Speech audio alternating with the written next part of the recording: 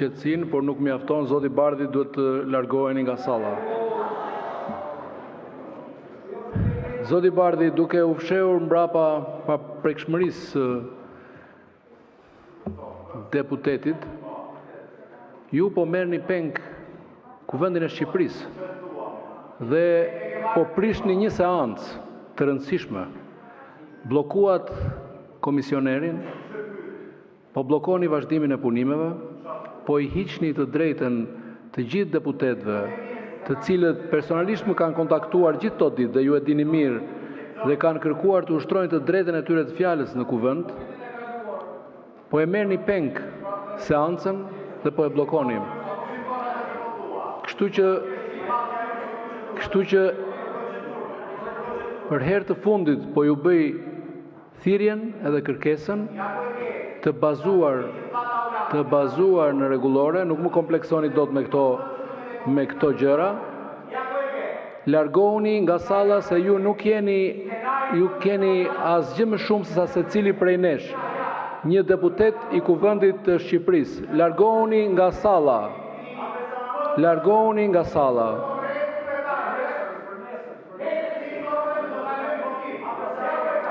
Na lejoni të vazhdojmë punimet. Ky nuk është kuvendi juaj. Ky është kuvendi i Republikës Shqipërisë.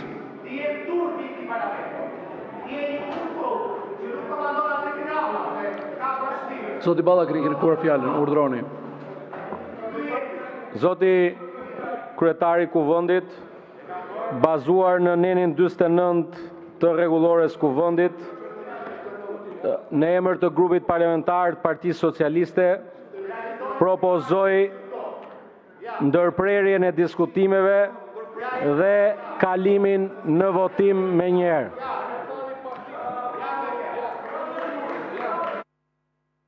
Hedhim në vot propozimin e zotit Balla.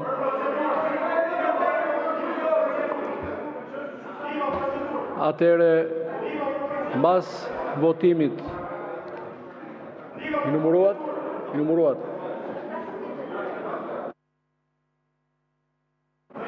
73 vota pro propozimit të zotit Balla të bazuar në nenin 49 të rregullores për të ndërprerë diskutimet dhe për të kaluar në votim. Largohuni, na lejoni të zhvillojmë votimin, zoti Bardhi. Vazhdojmë me votimin e akteve. Projekt rezoluta për vlerësimin e veprimtarisë së Agjencisë të Sigurimit të Depozitave për vitin 2024. Ky akt kërkon shumicë të thjeshtë votash. Votimi është i hapur. Procedura e votimit, një votim me elektronik. Hapet votimi.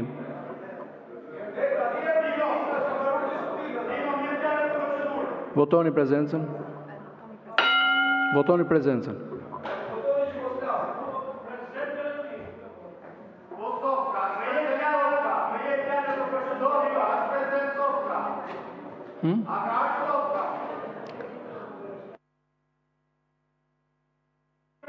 Ju lutem votoni. 2 vota janë me kartona, 2 deputet votojnë me karton. Mbyllet votimi. 74 vota pro, plus 2 me kartona, 76 vota pro, 0 abstenim, 0 kundër. Projekt rezoluta miratohet.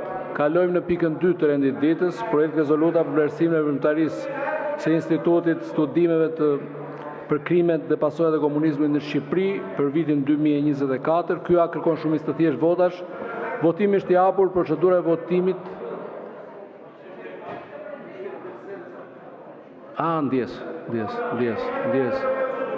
Ndjes. Kemi bërë vetëm prezencën 76 prezent. Po. Atëherë fillojmë votimin për pikën e parë. Projekt rezoluta për vlerësimin e veprimtarisë së Agjencisë Sigurimit të Depozitave për vitin 2024. Votimi elektronik, hapet votimi.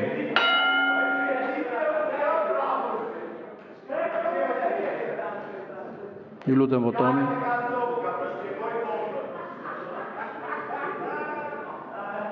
Largohu nga salla. Ju lutem votoni.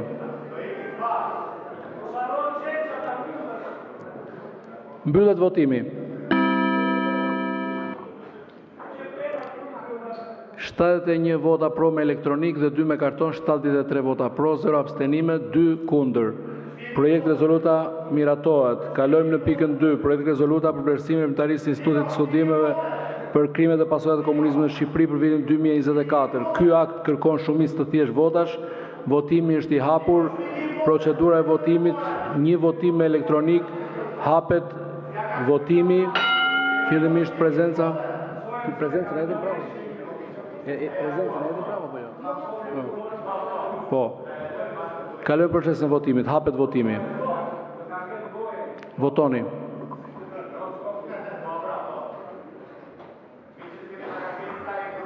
Ka shpejtim votën?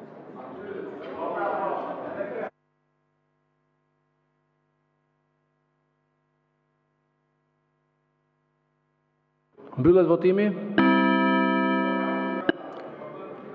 71 vota pro me elektronik dhe 2 me karton, 73 vota pro, 0 abstenim, 0 kundër. Projekt rezoluta miratohet. Kalojmë në pikën 3 të rendit ditës. Projekt rezoluta, mos më ndërprisni, nuk keni votuar kundër. Shpegohet vota kundër, jo mos pjesëmarrja në votim. Projekt rezoluta për vlerësimin e veprimtarisë së komisionerit për mbrojtjen nga diskriminimi për vitin 2024. Ky akt kërkon shumicë të thjeshtë votash. Votimi është i hapur. Procedura e votimit, një votim me elektronik. Hapet votimi.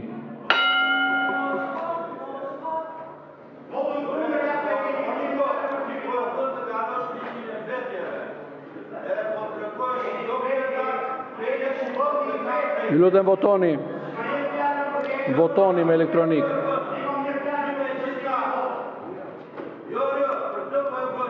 Mbyllet votimi.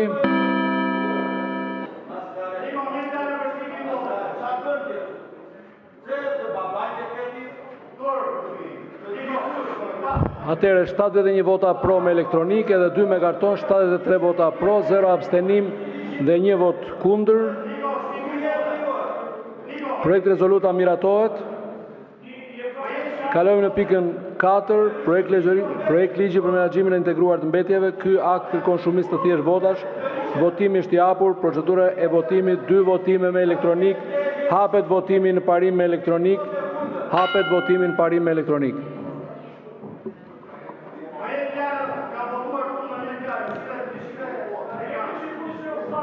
Mbyllet votimi. 71 vota pro me elektronik dhe 2 me karton, 73 vota pro, 0 abstenim, 3 vota kundër. Miratohet projekt ligji në parim. Kalojmë në votimin nen për nen me karton, sipas variantit të komisionit përgjegjës. Neni 1, pro, kundër, abstenim, miratohet. Neni 2, pro, kundër, abstenim, miratohet. Neni 3, pro, kundër, abstenim, miratohet. Neni 4, pro, kundër, abstenim, miratohet. Neni 5, pro, kundër, abstenim, miratohet. Neni 6, pro, kundër, abstenim, miratohet. Neni 7, pro, kundër, abstenim, miratohet. Neni 8, pro, kundër, abstenim, miratohet. Neni 9, pro, kundër, abstenim, miratohet. Neni 10, pro, kundër, abstenim, miratohet. Neni 11, pro, kundër, abstenim, miratohet. Neni 12, pro, kundër, abstenim, miratohet. Neni 13, pro, kundër, abstenim, miratohet. Neni 14, pro, kundër, abstenim, miratohet. Neni 15, pro, kundër, abstenim, miratohet. Neni 16, pro, kundër, abstenim, miratohet. Neni 17, pro, kundër, abstenim, miratohet. Neni 18, pro, kundër, abstenim, miratohet. Neni 19, pro, kundër, abstenim, miratohet. Neni 20, pro, kundër, abstenim, miratohet. Neni 21, pro, kundër, abstenim, miratohet. Neni 22, pro, kundër, abstenim, miratohet. Neni 23, pro, kundër, abstenim, miratohet. Neni 24, pro, kundër, abstenim, miratohet. Neni 25, pro, kundër, abstenim, miratohet. Neni 26, pro, kundër, abstenim, miratohet. Neni 27, pro, kundër, abstenim, miratohet. Neni, të përfundojmë, 28, pro, kundër, abstenim, miratohet. Neni 29, pro, kundër, abstenim, miratohet. Neni 30, pro, kundër, abstenim, miratohet. Neni 31, pro, kundër, abstenim, miratohet. Neni 32, pro, kundër, abstenim, miratohet. Neni 33, pro, kundër, abstenim, miratohet. Neni 34, pro, kundër, abstenim, miratohet. Neni 35, pro, kundër, abstenim, miratohet. Neni 36, pro, kundër, abstenim, miratohet. Neni 37, pro, kundër, abstenim, miratohet. Neni 38, pro, kundër, abstenim, miratohet. Neni 39, pro, kundër, abstenim, miratohet. Neni 40, pro, kundër, abstenim, miratohet. Neni 41 pro kundër abstenim miratohet. Neni 42 pro kundër abstenim miratohet. Neni 43 pro kundër abstenim miratohet. Neni 44 pro kundër abstenim miratohet.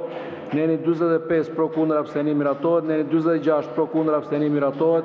Neni 47 pro kundër abstenim miratohet. Neni 48 pro kundër abstenim miratohet. Neni 49 pro kundër abstenim miratohet. Neni 50 pro kundër abstenim miratohet. Neni 51 pro kundër abstenim miratohet. Neni 52 pro kundër abstenim miratohet. Neni 53 pro kundër abstenim miratohet. Neni 54 pro kundër abstenim miratohet. Neni 55 pro kundër abstenim miratohet. Neni 56 pro kundër abstenim miratohet. Neni 57 pro kundër abstenim miratohet. Neni 58 pro kundër abstenim miratohet. Neni 59 pro kundër abstenim miratohet. Neni 60 pro kundër abstenim miratohet. Neni 61 pro kundër abstenim miratohet. Neni 62 pro kundër abstenim miratohet. Neni 63 pro kundër abstenim miratohet. Neni 64 pro kundër abstenim miratohet. Neni 65 pro kundër abstenim miratohet. Neni 66 pro kundër abstenim miratohet. Neni 67 pro kundër abstenim miratohet. Neni 68 pro kundër abstenim miratohet. Neni 69 pro kundër abstenim miratohet. Neni 70 pro kundër abstenim miratohet, dilni jashtë. Neni 71 pro kundër abstenim miratohet. Neni 72 pro kundër abstenim miratohet. Neni 73 pro kundër abstenim miratohet, dil jashtë. Neni 74 pro kundër abstenim miratohet, dil jashtë. Neni 75 pro kundër abstenim miratohet, dil jashtë. Neni 76 pro kundër abstenim miratohet, dil jashtë. Neni 77 pro kundër abstenim miratohet, dil jashtë. Neni 78 pro kundër abstenim miratohet, dil jashtë. Neni 79 pro kundër abstenim miratohet, dil jashtë. Neni 80 pro kundër abstenim miratohet, dil jashtë. Neni 81 pro kundër abstenim miratohet, dil jashtë. Neni 82 pro kundër abstenim miratohet, dil jashtë. Neni 83 pro kundër abstenim miratohet, dil jashtë. Neni 84 pro kundër abstenim miratohet, dil jashtë. Neni 85 pro kundër abstenim miratohet, dil jashtë. Kalojmë në votim në tërësi, hapet votimi në tërësi me elektronik.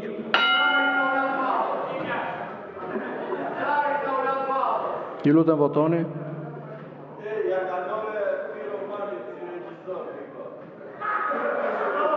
Ju lutem votoni.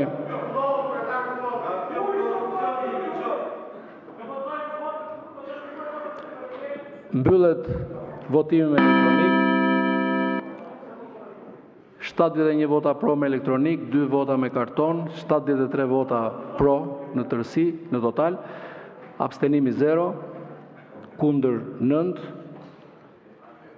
projekt ligji miratohet edhe në tërësi.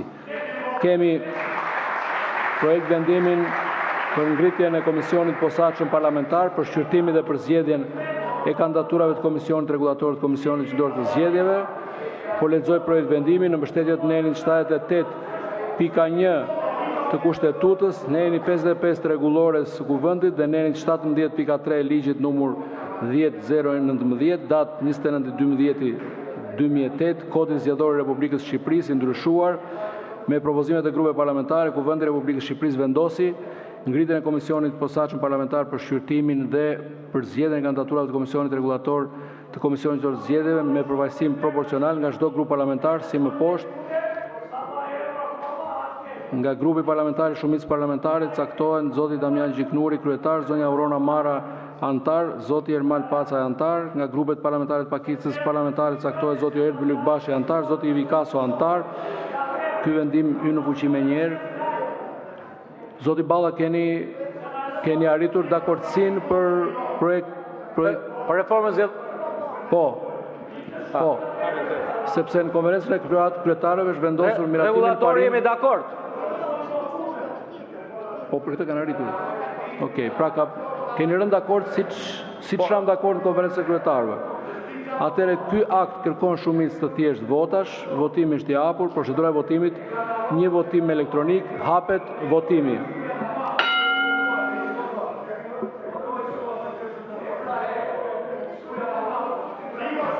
Ka rënë dakord me atë?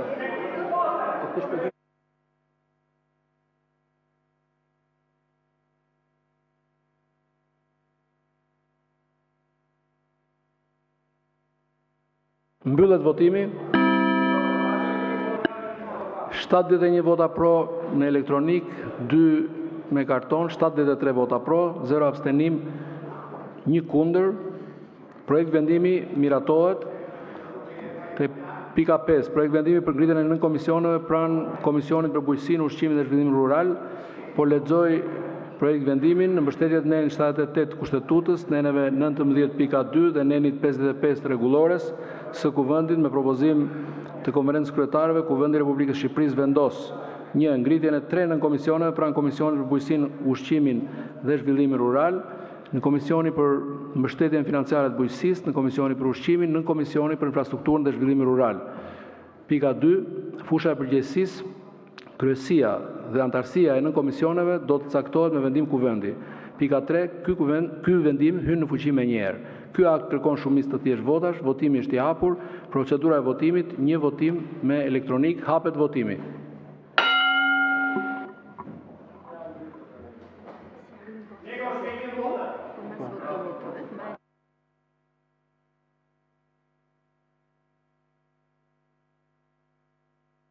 Mbyllet votimi. 71 vota pro me elektronik, 2 me karton, 73 vota pro, 0 abstenim, 1 kundër. Projekt vendimi miratohet. Projekt vendimi pika 6 e rendit ditës për ngritjen e komisionit posaçëm në Kuvendit të Shqipërisë për realizimin e reformës zgjedhore. Kemi rënë dakord në parim, por do duhet që të arrinit një dakordsi. Ka dakordsi, zoti Balla? Urdhroni. Zoti kryetari i Kuvendit, sapo në fillim të kësaj seance është depozituar një amendament,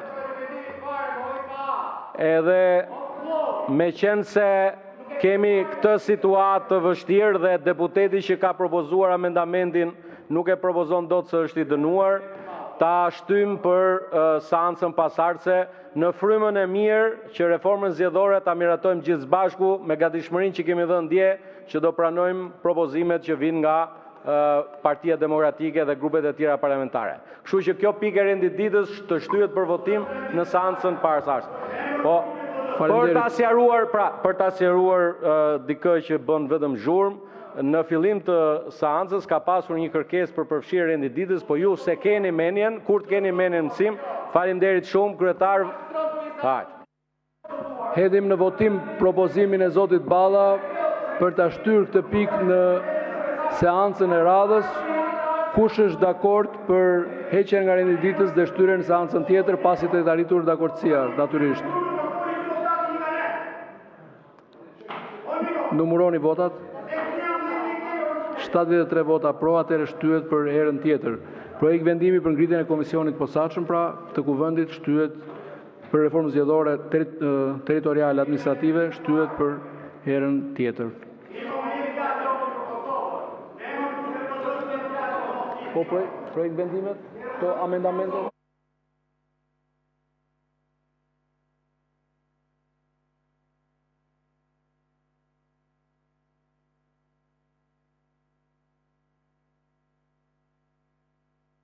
Jemi në proces votimi. Pika 7. Projekt vendim për ngritjen e komisionit posaçëm të Kuvendit Republikës së Shqipërisë për reformën administrative territoriale në Republikën e Shqipërisë.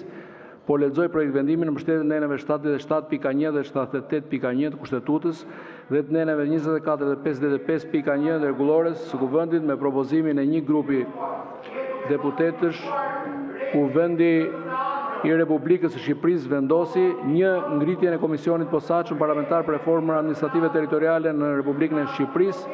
Komisioni posaçëm përbëhet nga 17 antarë, nga të cilët 9 janë përfaqësues grupit parlamentar të Partisë Socialiste dhe 6 përfaqësues të grupit parlamentar të Partisë Demokratike, 1 përfaqësues i grupit parlamentar Aleanca për Ndryshim dhe 1 përfaqësues i grupit parlamentar i Partisë së Lirisë.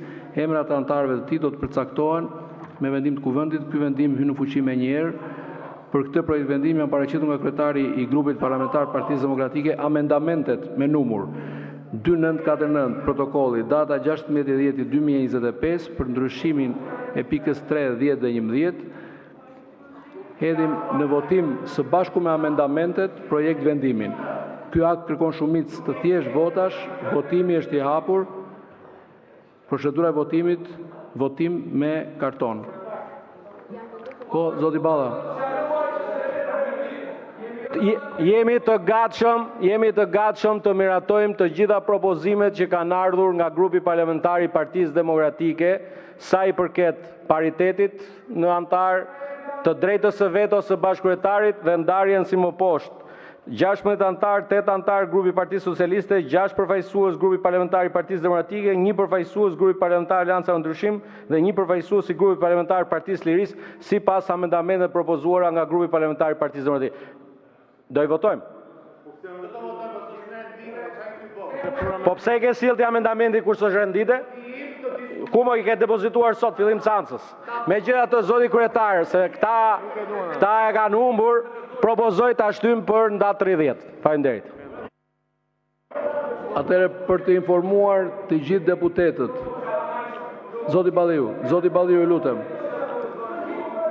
Zoti Balliu, ju lutem për të informuar të gjithë deputetët në konferencën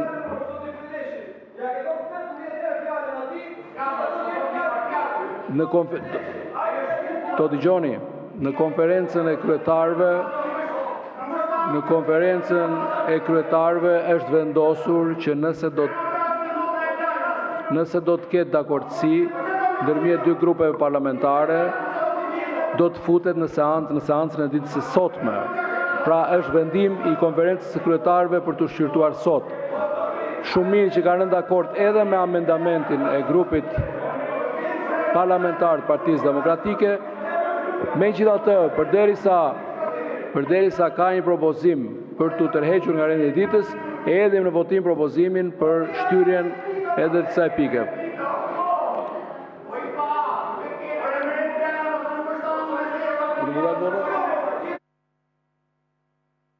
Numëroni votat. Atëherë me 73 vota miratohet heqja nga rendi i ditës sot dhe shtyrja për herën tjetër. Pika 7.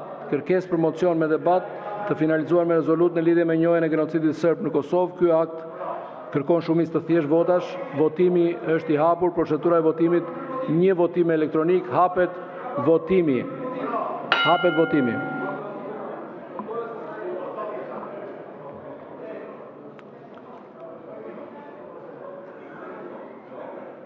I lutem votoni me elektronik.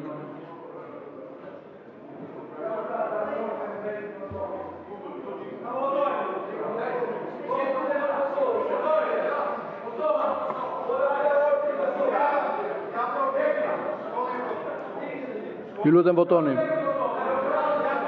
Po.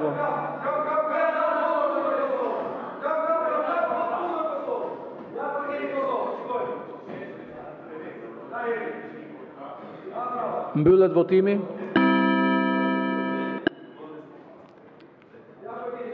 Tridhjetë vota pro, 0 abstenim, 70 vota kundër me elektronik dhe 2 vota kundër me karton, 72 vota kundër. Kërkesa nuk miratohet. Këtu mbyllet procesi i votimit. Shpjegimi i votës kundër, fjala për zotin Strazimiri. 2 minuta. Kjo që keni bërë sot është një skandal, është dekapitimi i parlamentit. Keni bërë thjesht një dialog ti dhe ta ulan balla dhe askush tjetër. Edhe sikur të kishim qenë në kushtet e kaosit në seancë ku nuk merret dot vendim dhe nuk zhvillohet dot seanca, ti ke pas vetëm një rrugdalje sot. Neni 66 që të jep vetëm një prerogativ, ndërpritet seanca dhe lejohet të caktohet një datë tjetër, jo të ndërpresësh diskutimet e deputetëve. Në këtë parlament ki e parasysh Niko Peleshi, këtu në këtë vend, këta kanë vrarë deputet. Kur është mbledhur seanca pasardhëse, është nisur me një fjali. Ku e lam, fjalën e ka deputeti Filan Fisteku. Ka vazhduar aty ku u la seanca. Të të vitë tur për këtë që po bën, dhe nuk e për ta zgjatë shumë kështu. Shumë faleminderit. Për këtë t'jesh i bindur. Vazhdojmë me diskutimin për çështje jashtë rendit ditës. Ka deputet të regjistruar?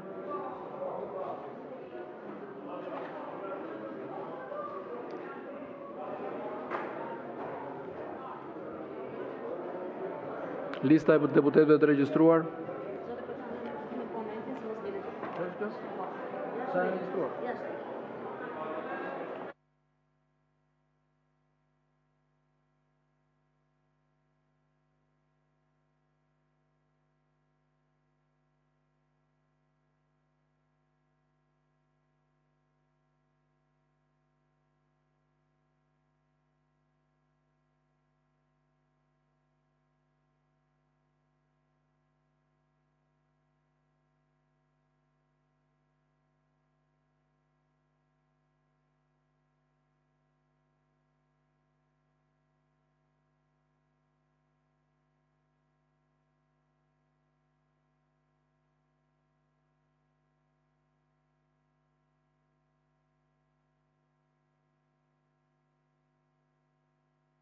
Atëherë për çështjet jashtë rendit ditës janë regjistruar 8 diskutime, 8 deputet.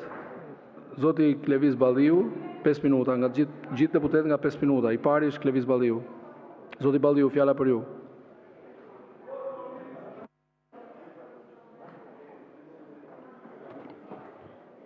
Me qënë se është jashtë rendit ditës, dhe normalisht duhet flisnim këtu për qytetarët, po ju nuk I lini rradh qytetarëve me krimet që bëni.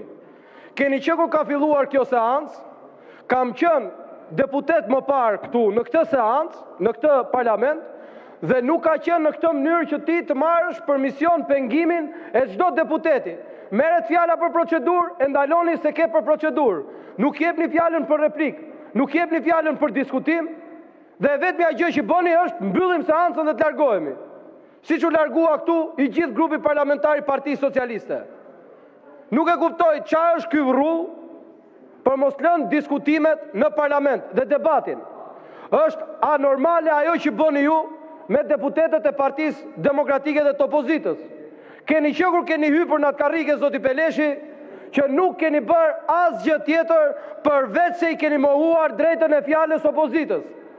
Çfarë keni? Nuk doni diskutojmë për fondet IPART, se u del emri I babait Suel Qelës. Nuk doni diskutojmë për fondet IPART se dalin vëllezërit e motrat e kushërinë e Frida Kripsës.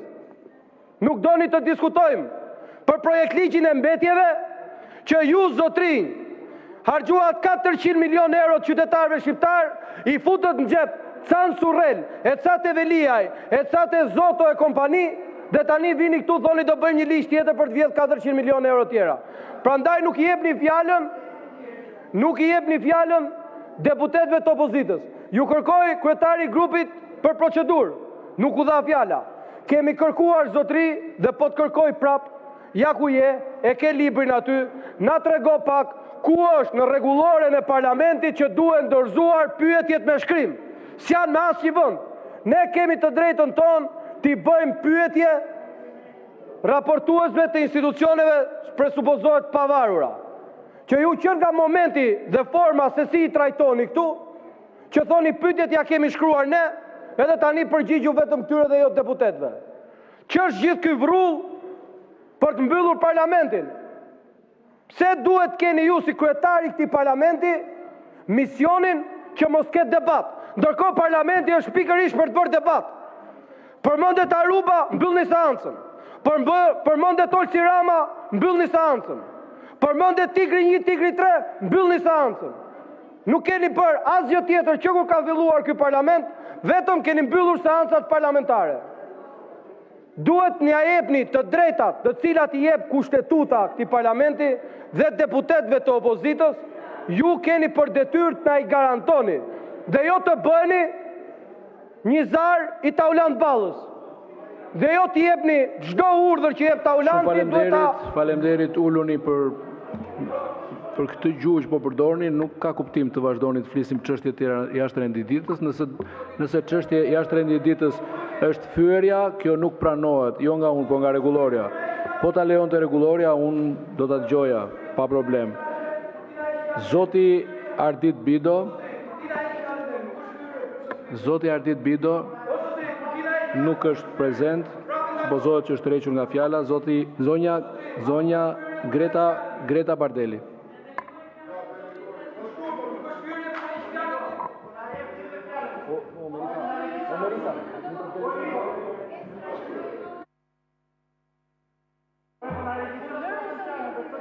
Zonja Bardeli, fjalën? E ka zoti Strazimiri. Zoti Strazimiri. Si të regjistroj, nuk e kam unë në dorë, regjistroj. Unë?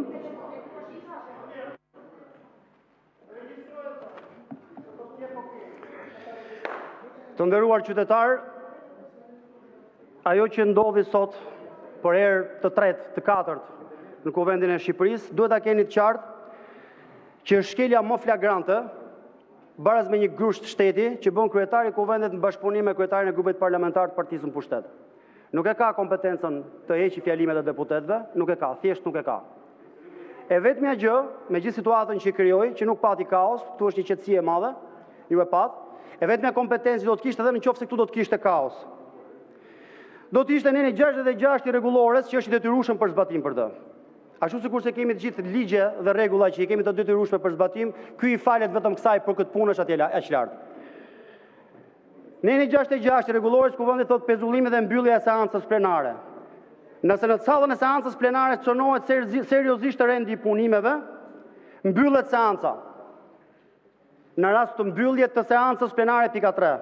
Kuvendi mblidhet në seancën plenare më të parë me të njëjtin rend dite. Askund nuk shkruhet në rregullore kjo që thot ky, që ndërpriten fjalimet e opozitës. Askund ky nuk e ka këtë të drejtë të marrë dhe thot ju s'do flisni, ju votoni kundër pro miratohet. Kur? Ky e di dhe vazhdon ta bëjë këtë punë. Ka kaluar në këtë mënyrë sot ligjin e mbetjeve, i cili është një ligj që nuk ka një kosto për ju. E pyet qeverinë sa do t'i kushtojë shqiptarëve. Ky pastrimi i ri që po bëni me një ligj të ri nuk thot një kosto. Ka vetëm një shifër në ligj, 86 nene sa lexoj kundër pro miratohet. Minimalisht 30 milion lekë të vjetra deri në 40 milion lekë të vjetra gjob për secilin prej jush, pavarësisht nëse jeni biznes, pavarësisht nëse jeni një fshatar në pikën më të humbur të vendit. E kanë në dorë inspektorët e këtyre dhe ju e dini që kur thuhet inspektor është bazë me patronazhist. Janë ato fytyrat e këqija, që ju vinë dhe që normalisht do të largoheshin çdo kafe që të vinë tek dera dhe të lejnë një flet gjobe në dorë. Këtë kanë bërë sot. Për këtë nuk na kanë lënë të flasim dhe e kanë bërë në kundërshtim me rregulloren e kuvendit. Pjesa tjetër, kanë votuar kundër rezolutës për të njohur ky shtet genocidin serb kundër shqiptarëve të Kosovës. Na akuzuan ne se gjasme nuk e du, se nesër nuk do dalim ka i shohu që bëjnë nesër për Inat Albin Kurtit, jonë për kraje të liderëve të UÇK-s. Jo. Tani të bëjmë pak histori. Ky këtu është një artikull i gazetës Koha Jon ditën e martë me datë 15 nëntor 1994. Edi Rama që bën thirrje për vot kundër kushtetutës sepse thot, është një vot mes të ligave të tjera, është një vot kundër presidentit kosovar të Sali Berishës. Kosovar ky e quan sharje që në vitin 1994. Këta janë foto lebrish shqiptar të gjithë që në vitin 1997 protestojnë me 3 gishta. Ja ku e ke, 28 shkurt 1997. Ja ku e ke edhe këtë tjetrën. Ja ku e keni edhe këtë tjetrën. Labi, kur do të shaj, e dini të gjithë, ka një gjest tjetër të vetin, dakord, me 3 gishta nuk e ka bërë kur, kjo është gjest serb. Ndërkohë, që këto gjeste me 3 gishta, shoqëroheshin me një parull tjetër, o Sali, o Kosovar, do të varim në litar. Ishte një plagjaturë, asaj që thrisim në 91 në Ramiz o Zagar do të varim në litar, që do të thotë, këta në vitin 97 ja kanë vënë në gojë këtyre që bënin 3 gishta këtë parull, sepse Zagar e kishin baraz me Kosovar. Kjo është dashuria që kanë për Kosovën, pa ju përmendur ato të vitit 44-45 që i kërkonin Titos pash zotin na bashkoh na bë Republikë 7 dhe Tito si qasi. Se ndryshe do kishim qenë dhe ne në Republikë 7. Pa ju përmendur faktin që është i vetmi kryeministër ai i këtyre, Fatosnano, në korrik 98 që shkoi dhe takoi Miloševićin në Kret kur serbistë nuk i pranonin as shajistët në kampionat. Ishte nën sanksione. Nesër do t'i shikoni se si do dalin në shesh në mbrojtje të Kosovës. Fill, mbasi kanë votuar sot kundër e skuqën. Sallën e votimit në parlament, nuk ka, për parlamentin shqiptar, nuk ka patur një genocid serb në Kosovë. Jo, nuk ka ndodhur. Ata burra që sot janë në Hag dhe që nesër ka do dalin t'i përkrajin, kanë luftuar kot, genocid nuk kishte. Atë thot dhe Vučići që i çoi në Hag. U quan kot, janë thjesht terrorist, janë thjesht bandit.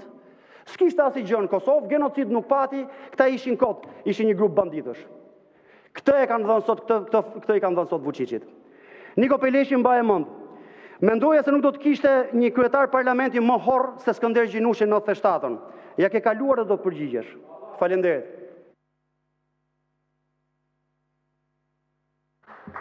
Shumë faleminderit sa po bënja gati fjalimin për të falenderuar që me gjitha shpërsinë e opozitarizmit tuaj ke qëndruar brenda kornizës, po tani në fund s'ke ç'bën, në rregull.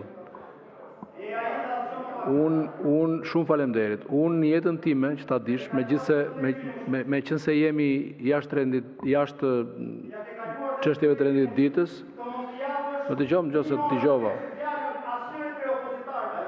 Të dëgjova, zotri. E kuptova pra,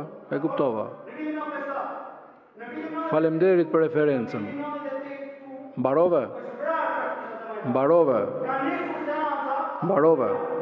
Mua mos më trego fare emra, se unë nuk matem me asnjë emër tjetër. Zotri, të thash që ke bërë opozitarizëm gjithë të ditë, por ke qenë brenda kornizës etike.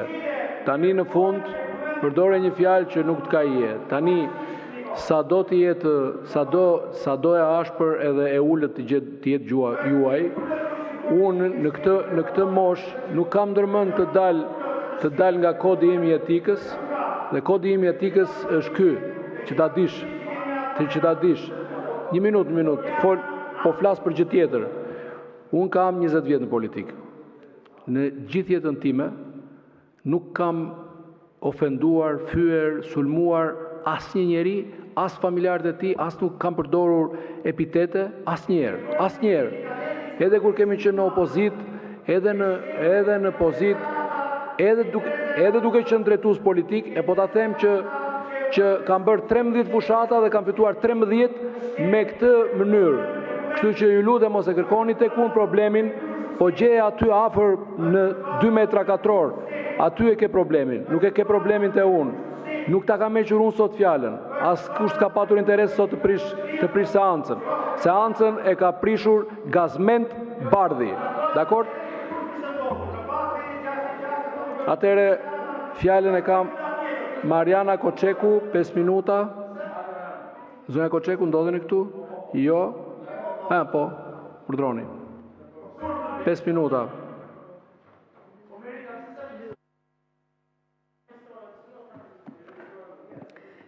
I nderuam kryetar, të nderuam koleg deputet.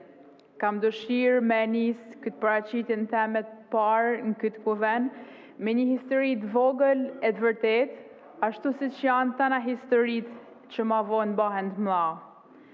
Na të lindun e tritun në Shkodër, veçanërisht në Dukagjin, kena një anekdot.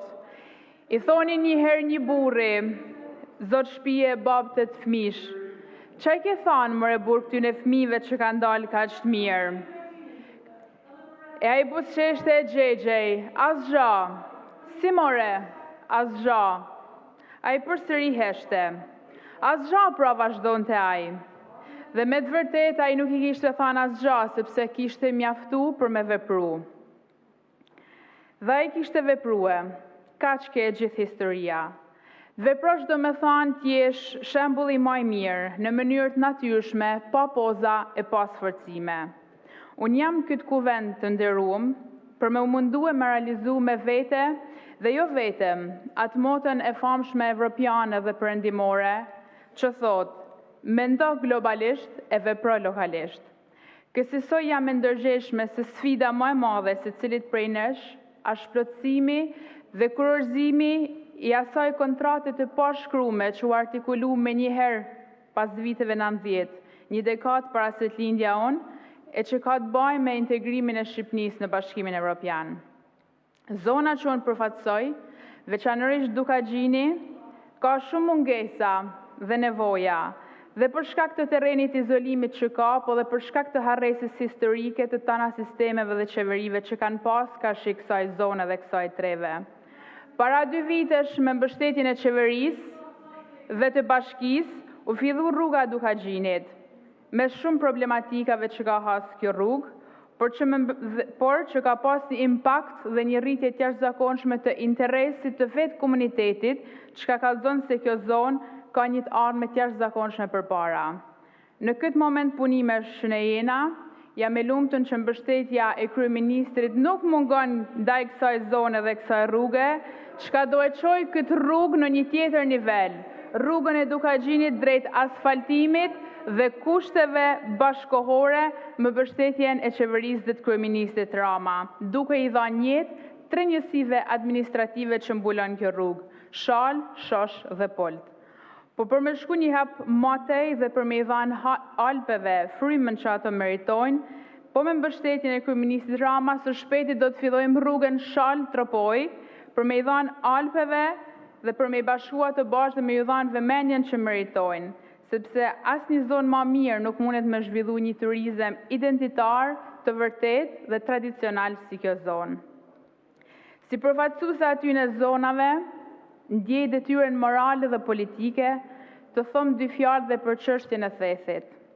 Si malsore dhe si sipërmarrëse në turizëm, ndaj dhimbjen dhe ndjej dhimbjen për humbjen e tanat i mundit dhe djersës tyne, ku ata qëllimin e kanë pas të zhvillojnë dhe të jetojnë në zonën e tyne. Si deputete e shoh dhe jam e bindun se ajo që do të vi është më mirë se ajo që ka shku, me projekt të qartë, vizion dhe mbrojtje të pasunive tona natyrore dhe kulturore dhe historike. Du me mbyll këtë fjalim temin të parë në këtë kuvend, tu i falenderu të tanë banor të Qarkut Shkodër, për votimin dhe mbështetjen e pakursyme.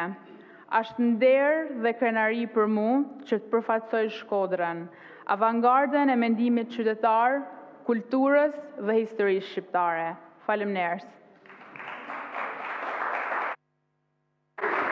Faleminderit.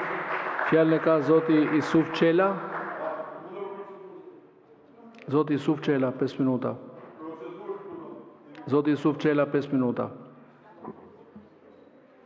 Çfarë procedure tani? Jemi jashtë rendit ditës, ka mbaruar rendit ditës. Po s'ka procedurë tani. Procedura është për votimin edhe për rendin e ditës, nuk është për muhabet. Zoti Çela.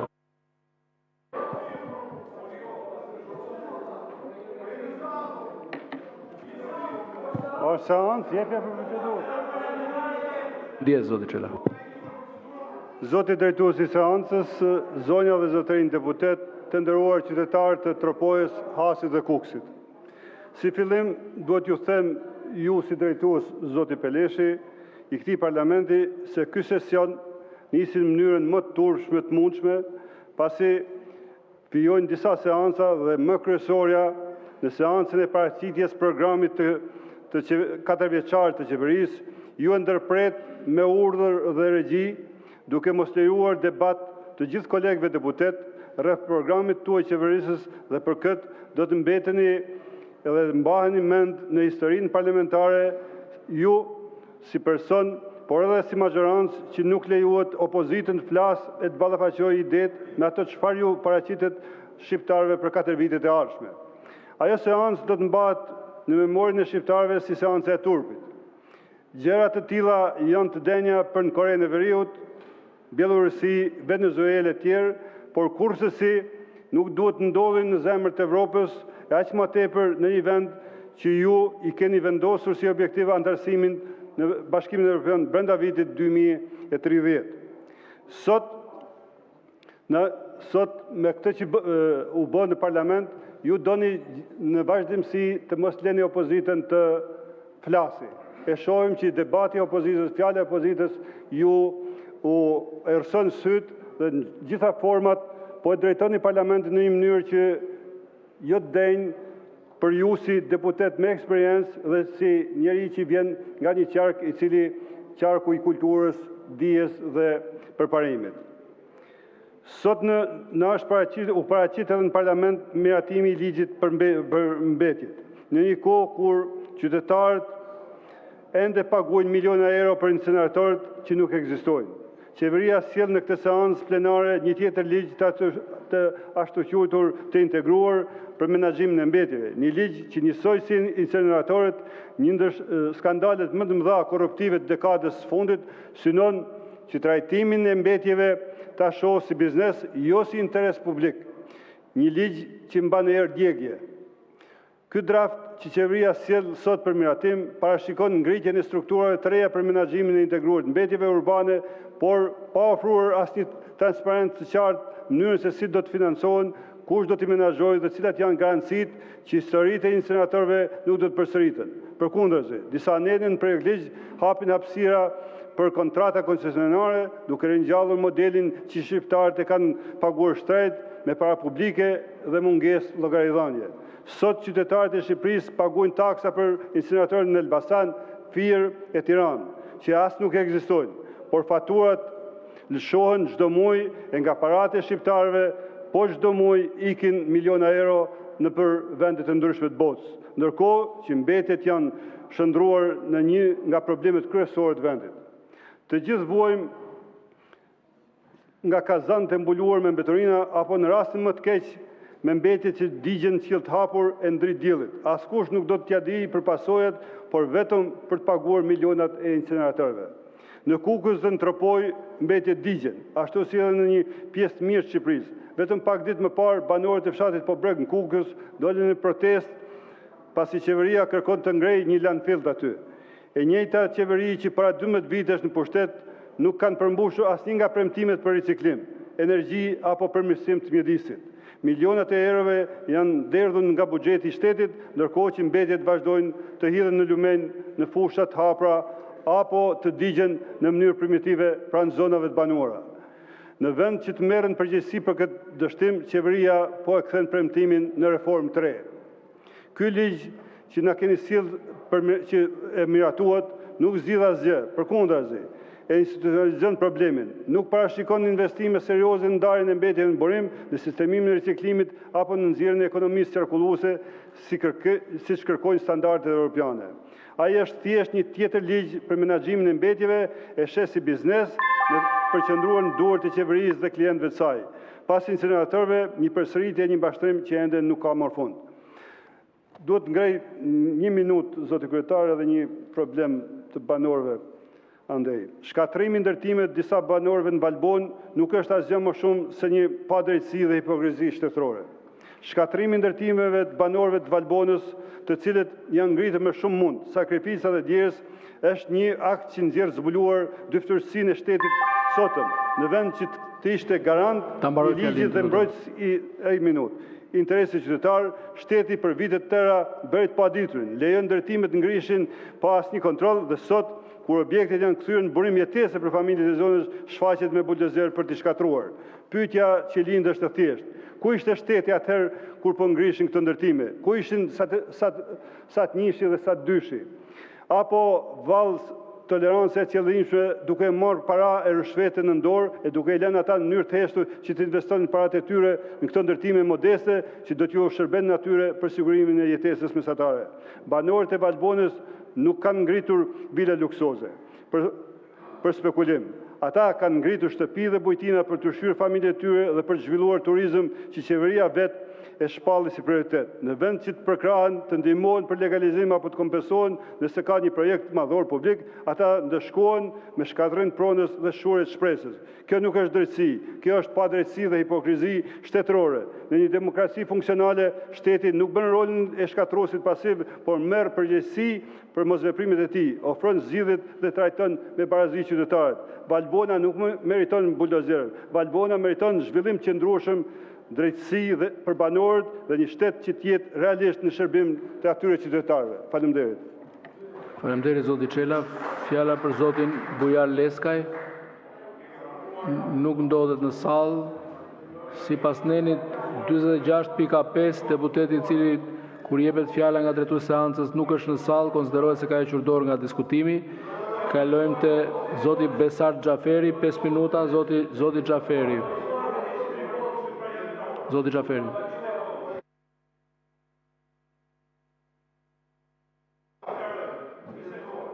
Nuk kam as marrëveshje, as fjalë, as deputeti nuk ndodhet në sallë dhe as zoti Boçi nuk është fare në listën e diskutantëve. Pra, nuk është në sallë, nuk ka marrëveshje, nuk ndodhet këtu deputeti që t'i ler vendin një deputeti tjetër. Po ju lexoj, është pa ekuivok fare, neni 46.5, zoti Xhaferi.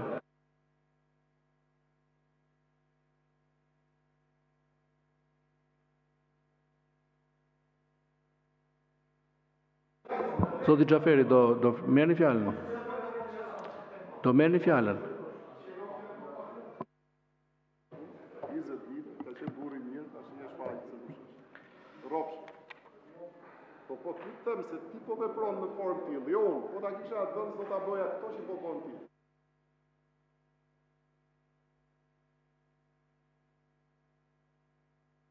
Zoti Xhaferi, do merrni fjalën, ju lutem?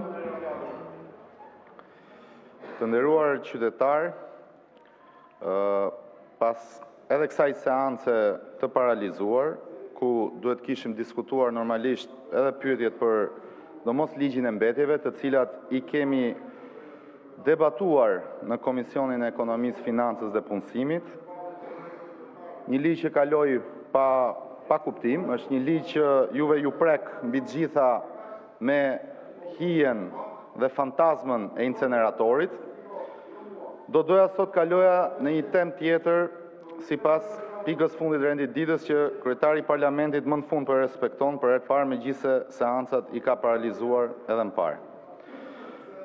Sot një çift i ri e ka të pamundur të blej banesën e parë. Një me mira të rinj që rinë me qira në shtëpitë e trafikantëve të drogës ose të atyre që janë shpallur në kërkim për aferën e inceneratorëve. Çmimet e apartamenteve nuk janë rritur nga rritja ekonomike, por nga injektimi i parave të karteleve dhe korrupsionit, të cilëve Edi Rama ju jep leje ndërtimi në këmbim të haraqit që e paguajnë tek studiot e huaja arkitekturore. Pavarësisht këtij realiteti dramatik të kriminalizimit të institucioneve në kufit e narkodiktaturës, sot ndërmend më vjen një shprehje e politikanit kolumbian, Luis Carlos Galan, që u vra me urdhër të Pablo Escobarit. Do të ketë të ardhme. I hodha një sy asaj kartës së programit tuaj që kishte faqe më pak se libri zgaravinave të Edi Ramës ku projekton kullat, dhe si njëri që kam vite që jap kontribut në sektorin e arsimit, u ndala tek ato 3 faqet e programit tuaj për arsimin. Një ndër sektorët jetik të vendit që në krye keni vënë në eronin e kulturës, që me siguri shkollat i ngatron me ato pikat e voçkla që ndërtohen në zonat e mbrojtura. Ju flisi për ndërtimin dhe rekonstruksionin e 450 shkollave në 12 vite, që nuk i ndani qëllimisht sa janë ndërtuar dhe sa janë rekonstruktuar, por nuk thoni gjysmë fjale për 295 shkolla të mbyllura 10 vitet e fundit dhe as për 254.000 nxënës e student më pak në klasa dhe auditore. Kur premtoni 200 shkolla të reja, nuk thoni asgjë për 200.000 banor në Astir, Kodrën e Diellit dhe Liçenin e Thatë, që nuk kanë asnjë institucion arsimor politik në zonën e tyre të banimit, ndonse e paguajnë prej vitesh taksën për arsimin. Kur pash zotimin tuaj për rritjen e pagës së mësuesve në 1.250 euro deri në 2030, më erdhi ndërmend letra e një çifti arsimtarësh që jepnin mësim në një shkollë të mesme në Tiranë dhe jetonin me qira në apartamentin e një tjetër trafikanti droge. Dhe që banka u refuzonte me përçmim kredin për shtëpi se nuk plotësonin atë 30% të kursimeve që duhet ta kishin vetë. Kur ju flisni për 1.000 laborator inteligjent, ndërmend më erdhën 10 fëmijë në fshatin Kolosh të Kuksit që prej disa javësh nuk shkojnë në shkollën e tyre sepse është 2 orë larg në këmbë, se zyra arsimore nuk u ofron transport, ndeksa me të njëjtin problem përballen banorët e mira fshatrave në Verilindje dhe Juglindje të vendit. Kur dëgjoj nga ju klasat inteligjente dhe oficerët e sigurisë, ndërmend më vjen vdekja tragjike e Martin Canit dhe e qeshura e Ogerta Manisterliut dhe Belinda Ballukut. Kur ish deputeti Aslan Dogjani kërkoi 1 minutë heshtje në këtë parlament. Pyeteni Edi Ramën në cilën shkollë e çon djalin e tij, apo po pret ta çojnë shkollë publike kur buxhetin për arsim ta bëj sa 5% prodhimi brendshëm bruto nga 2.5% që e ka sot Shqipëria. I pa kufi është guximi juaj kur flisni për universitetet në një kohë kur rektorët dhe dekan me plagjatur paraqiten në SPAK më shumë se drejtuesit e bandave për shkak të tenderave korruptiv. Ndonse në këtë parlament kam privilegjin përfaqësoj qytetarët e Tiranës, këtë fushat kam lëvizur në gjithë Shqipërinë, nga Tropoja në Sarand e nga Bulqiza në Lezhë, e me keqardhje them se Shqipërinë se kam parë kurrë më të varfër, më të nënshtruar e më të shpopulluar. Sado Instat i bën makjazh shifrave, e vërteta është se përgjatë një dekade janë larguar 1 milion shqiptar. Dhe i larguat ju që krenoheshit se erdhët me 1 milion vota në pushtet. Dhe mjafton të shikoni rezultatin e zgjedhjeve të fundit për të kuptuar që nga ky vend janë larguar demokrat, socialist, apartiak, por mbi të gjitha janë larguar të rinj dhe kjo është dramatike për vendin tonë. Erinda Kaçorri dhe Rexh Myzyraj, por ju nuk thon asgjë. Por ata janë bashkëmoshatar të mitë që në 2014 humbën jetën pasi u dogjën në një kamion në tentativë për të realizuar ëndrrën e tyre britanike. Ajo tragjedi ishte preludja e atij eksodi pa precedent që në 10 vite i mori pjesën më të mirë këtij kombi, i mori rinin duke na kthyer në azil të madh pensionistësh. Ikën mjek, ikën arsimtar, ikën ekonomist dhe jurist. Njerëz që kanë krijuar familje të reja dhe kthimin nuk e kanë opsion, sa kohë në krye të këtij vendi është një qeveri që u vjedh votën. U vjedh remitancat që u dërgojnë prindërve, i vjedh përmes çdo dite dhe çdo VKM-je. Kur në parlament dëgjoj për arritjen shëndetësi, ndërmend më vjen Krisi Maze që vdiq se nuk i subvencionuat kurimin jashtë vendit ashtu si vdiq edhe Floristel Gjata dhe viktimat e manualit të onkologjikut. Kur ju flisin për bujqësinë të foltore, më del parasysh kryetari i Akademisë së Barinjve, që i shpërndau fondet e IPART në të njëjtin short që i bie dosjet e krerëve të opozitës një gjyqtare me 3 mbiemra. Dhe për të mbyllur, do i rikujtoj propozimet dhe premtimet konkrete të Forumit Rinor Partisë Demokratike për arsimin. Kupon 250 euro në muaj për çdo fëmijë në zonat ku mungojnë shkollat publike derisa ato të hapen. Mbështetje 200 euro në muaj për çdo, po e mbaroj, kam edhe 2 fjali. Mbështetje 200 euro në muaj për çdo student Universitetit të Tiranës dhe ata jashtë saj për të përballuar minimumin jetik dhe rritjen e çmimeve të jetesës. Anullimin e ligjit për arsimin e lartë dhe taks mësimi zero në universitetet publike. Mund t'ju duken drastike, ju të kamurve të pushtetit, por në situatë drastike jemi. Në 2013 kemi pasur 45.000 maturantë, si vjet patëm 27.000, dhe nga këta vetëm 17.000 kanë vendosur të studiojnë në Shqipëri. Të tjerët, ashtu si dhe fëmijët tuaj, kanë zgjedhur të studiojnë jashtë me detyrim. Hesapet bëjeni vetë se sa student do ketë universitetet tona në 2030. Nëse nuk i bëni, fali Zot se nuk dini se çfarë po bëni. Faleminderit. Faleminderit. Fjalën e ka Zoti Arjan Doja, 5 minuta.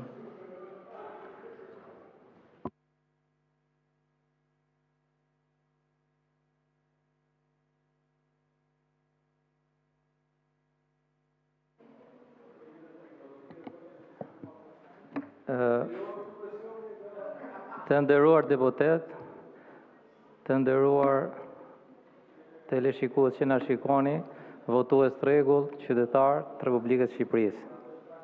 Është hera e parë që dal në këtë foltore dhe në radhë të parë duhet falenderoj gjithë ata që më kanë votuar edhe kanë pas kohën dhe mundësinë të i përkushtohen rrugtimit tim politik.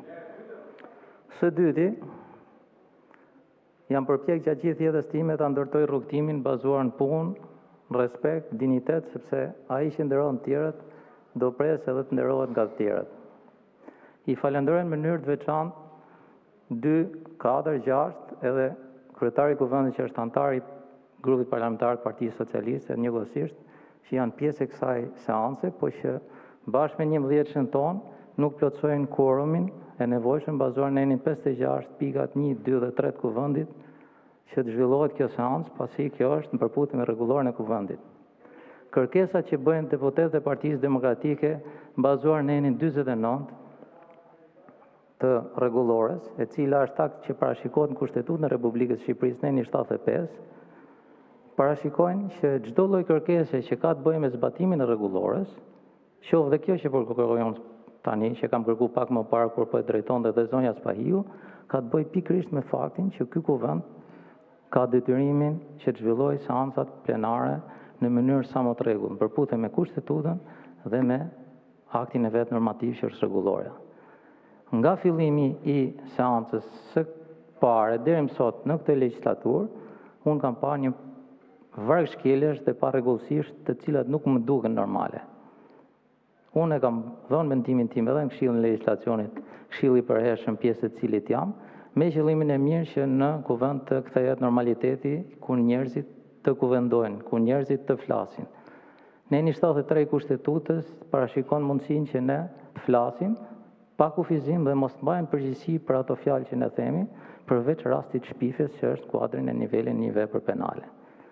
Në këto kushte, i kam bërë thirrje të gjithë personelin mbështetës kuvendit, pasi janë më të specializuar dhe janë më të përditësuar në praktikën e punës tyre të përditshme kaq vite në parlament, që të respektohet rregulloria dhe gjithë kontribuojmë. Megjithatë, rolin kryesor e ka drejtuesi i seancës, kryetari dhe nënkryetaret. Me keqardhje konstatoj që nuk po gjendet vullneti për ta zbatuar rregulloren. Jo vetëm unë, por edhe pjesë e madhe e grupit parlamentar të Partisë Demokratike duan që të flasin dhe të kontribuojnë me mendimin e tyre kundër ose pro, se nuk është e thonë që do hyjnë me paragjykim në lidhje me këtë fakt. Pra, e drejta për të folë që qytetarët gjojnë mendimin pro dhe kundër është, për të thonë drejt, për të qenë shumë realist, unë e di që është prish godina e teatrit kombëtar dhe do ndërtohet, po shoh batuta, shoh sjellje komike që nuk i shkojnë për shtat këtij vendi. Unë e quaj vend shenjtë që i shërben qytetarët e kështu e kam nisë e kështu do vazhdoj derisa të jem në parlament. Tani, kam 2 çështje për diskutuar që jo kam detyrim zgjedhësve të mi. E para ka të bëjë me projektin TIT për qytetarët dhe banorët e qytetit Durrësit. Janë disa banesa që Fondacioni Shqiptar Amerikan për Zhvillim AADF i është dhënë drejta që të ndërhyjnë në atë zonë dhe do shproncohen. Qytetarët e asaj zone i kërkojnë autoriteteve, qoftë të qeverisjes vendore, qoftë tyre qendrore, që të bëhet një dëgjesë publike në lidhje me këtë fakt. Në fillimet e fushatës time, kur kam diskutuar me një intelektual të qytetit Durrësit, i kam thonë nëse do linte nevoja që me i fjalit thosha se çfarë i mungon Durrësit sot në këtë fushat, ai burri mençur, i ditur, i lexuar më tha, Durrësit i është prek identiteti. Pra, çfarë e dallon Durrësin? Durrësin e dallon historia mira vjeçare që ndodhet qytetërim nën qytetërim, rrënojat e atij qyteti. Sigurisht që ka të gjallë që jetojnë, ka zhvillim ekonomik, ka kohezion social, por nëse ne i heqim identitetin, trashëgiminë kulturore atij vendi, ky thjesht do ishte një zonë urbane, siç do ishte një zonë e re e krijuar rishtasi. Pra qytetarët e Durrësit meritojnë të dëgjohen, u bëj thirrje të gjithë institucionet të dëgjojnë, kanë dalë dhe në protesta. Problemi i dytë që kam është për banorët e lagjes 17 Durrës. Ajo quhet lagja Durrësi i Ri, Këneta, Ish-Këneta e tjera, si kap të dyja zonat, dhe sa herë që bie shi, për shkak të sistemit kanalizimeve ata përmbyten. Është detyrim qoftë i qeverisjes vendore, qoftë i qeverisjes qendrore që të ndërhyjë në mënyrë të menjëhershme, sepse ky është problem jo vetëm social, por është jetik. Pra atyre u sillen dëme të pariparueshme dhe akoma nuk kanë marrë kompensime ose ndihma për dëmet e mëparshme të shkaktuara nga shirat, që janë ngjarje natyrore. Po që shteti duhet marrë masa për shkak se i ka legalizuar një pjesë shtëpive, i pjesë nuk ja ka legalizuar, po i konsideron banorët atij qyteti. Atëherë duhet të integroj jo vetëm në aspektin social, po të krijoj kushtet që ata të jetojnë si njerëz në banesat e tyre, në lagjet e tyre. U bëj thirrje edhe herë, mua s'm keni pa për tirat tavolinave, s'keni vërtet më pa ndonjëherë për tirat tavolinave, sepse nuk e kam atë edukat, nuk e kam atë formim. Por nga ana tjetër, ju bëj thirrje misisht edhe ty, zoti Balla,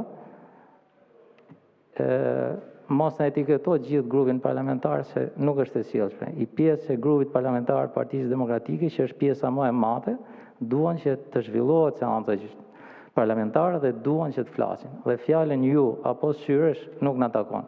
Po ta them shumë miqësisht, po ta them parlament na shohin gjithë shqiptarët. Nuk kam asnjë gjë personale, nuk ja zeku emrin me gojë, se nuk kam qejf as ma zeku emrin me gojë. Po ta them shumë sinqerisht, pra nuk e meriton grupi parlamentar i Partisë Demokratike, aq më tepër që po ta them, që i pjesë prej nesh, paktën 6 prej nesh, nuk janë as produkt i listave të mbyllura që të vinë me kokën ulur këtu edhe të bëjnë veprime me rreqi. Zoti Peleshi, bëj thirrje shumë miqësore, të lutem në bashkëpunim dhe me shërbimet mbështetëse të kuvendit, respektojmë rregulloren, ta kthejmë normalitet seancë. Njerëzit duan të dëgjojnë.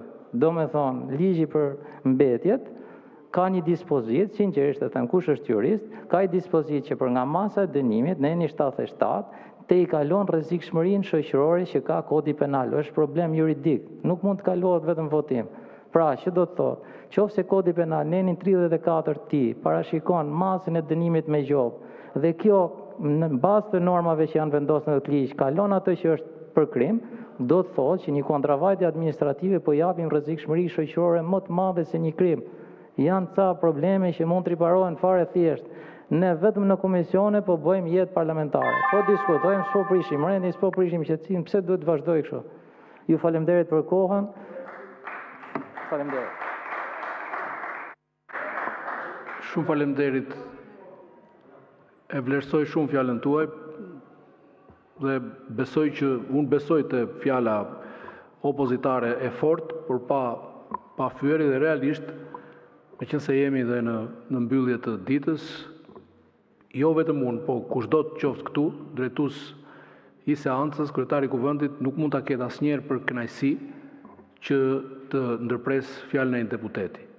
Por është e pamundur që ne të respektojmë rregulloren duke bërë në mënyrë selektive, dikujt ja jap, dikujt ja marr. Kjo karige nuk është e imja, kjo është e qytetarëve, do të thotë që duhet jemi të bararslarguar. Unë ju kërkoj juve dhe të gjithë atyre që janë zëra racional këtu, të ndihmojmë njëri tjetrin për të mos e prishur asnjë seancë të vetme. Unë jam i bindur që të dy krahët kryesor këtu duan të flasin, duan të bëjnë debat, përgatiten për debat dhe prishet vetëm nga mungesa e mirëkuptimit e atyre që e kanë për detyrë nga ju të arrin një mirëkuptim. Si mund të prishet seanca e sotme për kush do ta lexojë pyetjen? Do ta lexojë pyetjen komisioneri, pra drejtuesi i institucionit pavarur, apo do ta lexojë deputeti? Kryetari i kuvendit interpreton rregulloren dhe kjo është e pa kontestueshme.